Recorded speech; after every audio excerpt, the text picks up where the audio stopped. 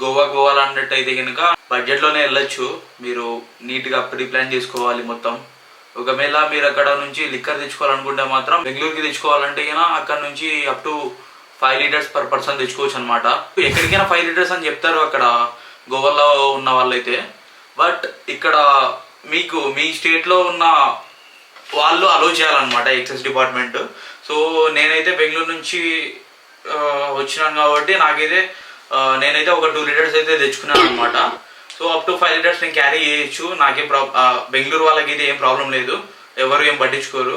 కాకపోతే ఏంటంటే సేమ్ నా ఫ్రెండ్ వాడు కూడా ఒక 2 లీటర్స్ తీసుకున్నాడు. బట్ వానికైతే అక్కడ హైదరాబాద్లో చెక్ చేసినప్పుడు తీసేసుకున్నారు అనమాట. ఎందుకంటే వాడు తీసుకుపోయిన టైం అయితే అది ఎలక్షన్ టైం అనమాట. అందుకని చెప్పేసి తీసుకున్నారా లేదంటే నార్మల్గానే అలో చేయరా అనేది అయితే తెలియదు, పక్కా డీటెయిల్స్ అయితే లేవు. నా వల్లే ప్రాబ్లం అయితే వెళ్ళిపోతారా ఇక్కడికి.